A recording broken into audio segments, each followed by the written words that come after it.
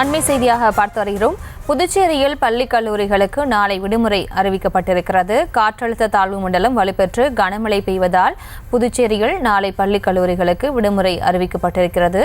இது தொடர்பான மேல் விவரங்களோடு இணைகிறார் செய்தியாளர் கிருஷ்ணா. கிருஷ்ணா, வணக்கம். மேலும் விவரங்களை வழங்கலாம்.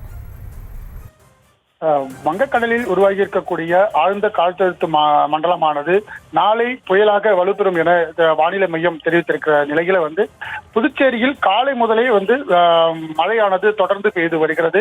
இதனால் இன்று பள்ளிகளுக்கு விடுமுறை அளிக்காத நிலையில் மாணவர்கள் மாலை நேரத்தில் பள்ளிகள் விட்டு வீட்டுக்கு செல்லும் பொழுது மிகுந்த சிரமத்திற்கு உள்ளாகி இருக்கிறார்கள்.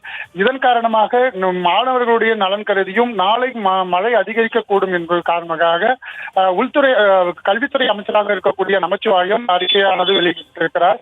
நாளை தனியார் மற்றும் அரசு உதவி பெறும் பள்ளி மற்றும் அரசு பள்ளி கல்லூரிகளுக்கு நாளை விடுமுறையானது அறிவிக்கப்பட்டிருக்கிறது.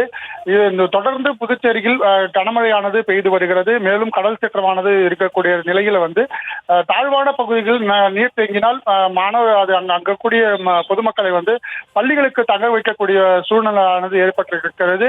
அதன் காரணமாக இந்த விடுமுறையானது பள்ளி மாணவர்களுக்கு நலன் கருதியும் பெற்றோர்களுடைய நலன் கருதியும் இந்த தொடர் கனமழை காரணமாக இந்த விடுமுறையானது தற்போது விடப்பட்டிருக்கிறது.